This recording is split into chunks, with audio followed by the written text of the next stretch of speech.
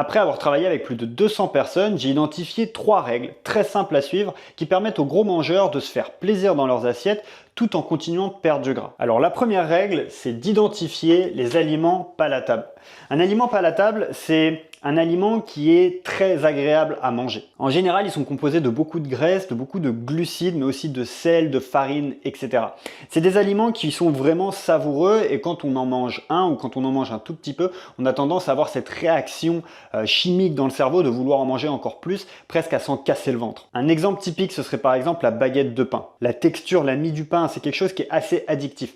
D'ailleurs, si tu rajoutes par exemple du beurre dessus, donc des matières grasses avec, en général, il y a l'effet qui est encore plus décuplé. J'ai eu des clients qui allaient jusqu'à manger une baguette par repas. Donc il faut être capable d'identifier ces aliments. Évidemment, les goûts et les couleurs sont différents pour tout le monde, mais on a tous notre tendon d'Achille quand il s'agit d'avoir un aliment palatable dans son alimentation. Cela dit, évidemment, ça ne veut pas dire qu'il ne faut jamais en manger, puisque c'est important d'avoir des aliments comme ça de temps à autre, mais il faut faire très attention quand est-ce qu'on les prend et être conscient que quand on en mange, on sait qu'on risque aussi de déraper derrière. Donc au quotidien, ce que je te recommande de faire, c'est d'éliminer le plus souvent possible ces aliments-là, de les garder dans des occasions très particulières, et surtout pour sélectionner tes aliments, ce que je te recommande de faire, c'est de sélectionner un aliment qui est soit riche en graisse, soit riche en glucides. Quand tu regardes les produits dans la nature, il n'y a jamais les deux en même temps. Soit c'est un produit qui a beaucoup de graisse, soit c'est un produit qui a beaucoup de sucre. Par exemple, la viande, c'est des protéines et de la graisse, il n'y a pas de glucides. Le fruit, c'est que des glucides. Donc quand tu regardes dans la nature, tu te rends compte que les deux ne sont jamais ensemble. Et c'est un moyen très simple d'être en capacité d'identifier si un aliment est palatable ou non. Est-ce que tu t'imagines manger à ne plus pouvoir t'en arrêter du steak ou des fruits? Assez peu probable. Donc manger des aliments qui sont soit riches en graisse, soit riches en glucides, ça va te permettre de t'auto-réguler assez facilement. Parce que si tu es un gros mangeur, tu es aussi très probablement ce que l'on appelle un épicurien. C'est-à-dire que tu aimes prendre du plaisir quand tu manges. Et donc dans ces circonstances, ça va être assez difficile de perdre du poids parce qu'on va tendance à non seulement manger beaucoup, mais aussi à associer beaucoup de choses ensemble. D'ailleurs, si tu as déjà essayé de perdre du poids, tu as probablement testé des régimes très restrictifs qui ne tiennent pas sur la durée. Parce que c'est tout simplement pas tenable pour toi de ne pas prendre du plaisir dans ton alimentation. Et donc, tu en es peut-être arrivé à la conclusion que tu ne peux pas perdre du poids sans rentrer dans la restriction. Alors, je te rassure, ce n'est pas le cas. Tu peux réussir à perdre du poids et avoir un physique dans lequel tu te sens bien, même si tu es un gros mangeur et sans rentrer dans la restriction. Évidemment, je ne suis pas en train de te vendre du rêve et te dire qu'il y a une solution magique. Évidemment, il faudra faire des efforts, mais on reviendra là-dessus un petit peu plus tard. D'abord, il faut qu'on repose les bases. Tout est une histoire de calories. Quand tu manges, tu apportes des calories pour que ton corps fonctionne. Si tu apportes trop de calories, ton corps va stocker l'énergie en trop, et si tu n'en apportes pas assez, il va aller chercher dans ses réserves. Certaines personnes vont avoir des métabolismes plus rapides que d'autres, et pour plein de raisons différentes. Par exemple, une personne va avoir besoin de 3000 calories dans une journée, quand une autre va avoir besoin de 1500 calories. Donc forcément, tu te doutes bien que la personne à 3000 calories n'aura pas les mêmes habitudes alimentaires que la personne à 1500 calories. Et donc ça introduit la deuxième règle, qui est d'augmenter le volume alimentaire.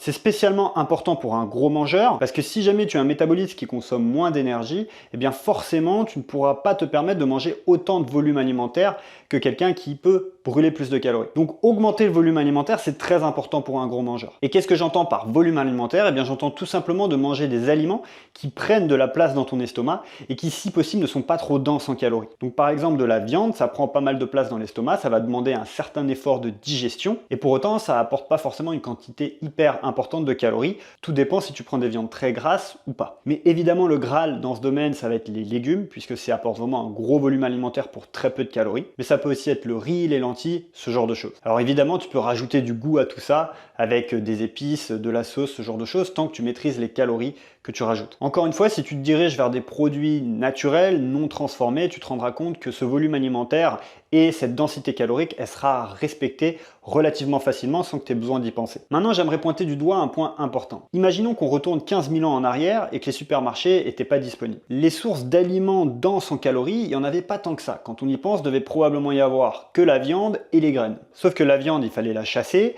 les graines, il fallait les trouver, et donc il y avait un rapport d'énergie qui était important. C'est-à-dire qu'on dépensait beaucoup d'énergie pour en obtenir beaucoup en retour. En plus de ça, ces aliments, ils avaient un indice de satiété important. C'est-à-dire que quand on mangeait, on n'avait plus faim pendant des heures derrière. A l'inverse, si aujourd'hui on devait faire une liste des aliments qui sont denses en calories, elle serait très longue. Et comme je te disais au début de la vidéo, ces produits-là aujourd'hui, ils sont transformés, donc ils ont ajouté des glucides et des graisses au même endroit. Ce qui diminue grandement l'indice de satiété, donc on mange beaucoup de calories, mais derrière on a très faim très vite. Et en plus de ça, ces aliments très denses en calories, on n'a absolument aucun effort physique à faire pour aller les chercher. Donc tu te rends facilement compte qu'aujourd'hui tout est inversé. On a accès à beaucoup de calories très facilement sans faire d'efforts, et en plus de ça, ces aliments, ils nous encouragent à manger encore plus. Et donc la question que j'aimerais te poser, c'est est-ce que tu es un gros mangeur ou est-ce que tu as des mauvaises habitudes alimentaires? Et donc j'aimerais revenir sur ce que je te disais avant, il faudra faire des efforts. J'aimerais pouvoir te dire l'inverse, mais malheureusement ce n'est pas la vérité. Parce que comme tu l'auras compris, l'environnement c'est la clé de nos habitudes alimentaires. Et aujourd'hui on vit dans le monde dans lequel on vit, on ne peut pas le changer comme ça du jour au lendemain. Et donc on est obligé de faire un effort pour aller un petit peu à contresens de la société. Un petit peu comme un fumeur qui voudrait arrêter de fumer. Ce qui est difficile, c'est pas tant d'arrêter de fumer, c'est plutôt de s'éloigner de tous les éléments déclencheurs du quotidien qui vont nous pousser à fumer. Comme par exemple la fameuse pause clope avec les collègues, ou quand on est stressé, énervé, ou ce genre de choses. Donc je sais que c'est pas forcément ce qu'on a envie d'entendre, mais c'est la réalité. Et plus on accepte la réalité telle qu'elle est, plus c'est facile derrière de mettre en place les actions et de pas se trouver d'excuses. Cela dit, faire des efforts ne veut pas forcément dire être dans la restriction. Il s'agit plutôt de prendre les bonnes décisions et d'être stratégique. Et ça, c'est le point bonus que je te donnerai juste après.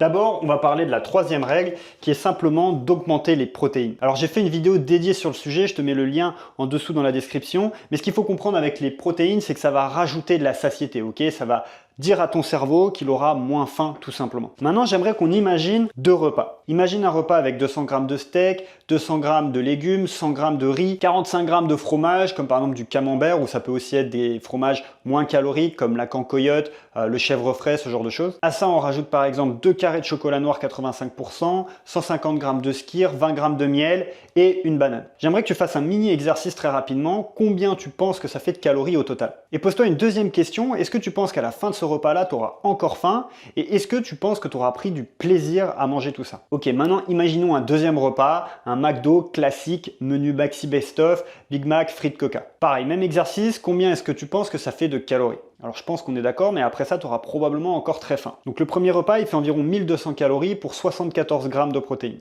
Le McDo, lui, il fait exactement le même nombre de calories, mais pour 30 g de protéines. Et donc j'ai pris cet exemple vraiment pour te montrer que si tu suis ces 3 règles, eh bien tu peux tout à fait prendre du plaisir et manger en grande quantité tout en étant dans les bonnes calories. Maintenant, j'aimerais te parler d'une stratégie bonus qui est cycler tes calories.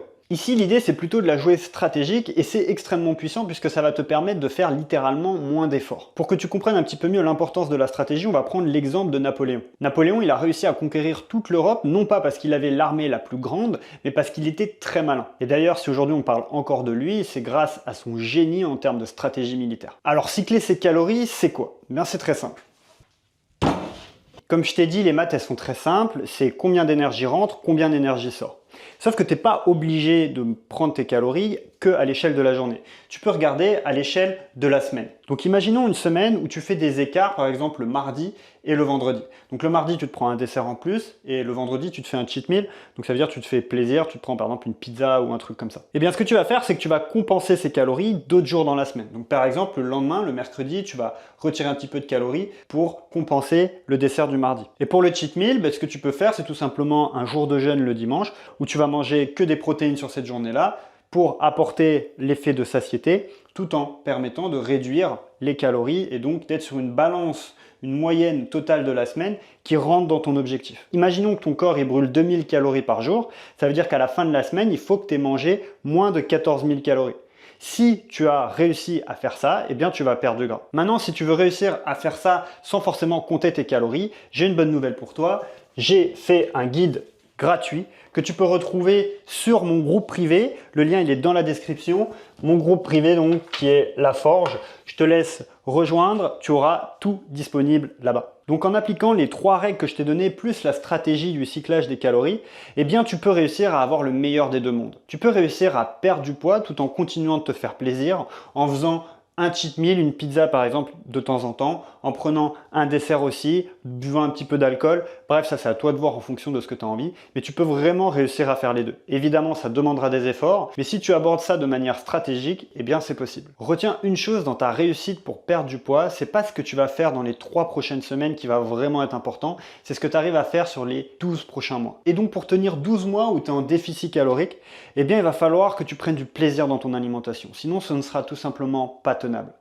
Donc applique ces 3 règles, applique cette stratégie et je t'assure que tu vas réussir à perdre du gras de façon durable. Je te remercie d'avoir regardé cette vidéo, j'espère que ça t'aura apporté beaucoup de valeur. N'hésite pas à rejoindre La Forge, je te dis à très vite, ciao.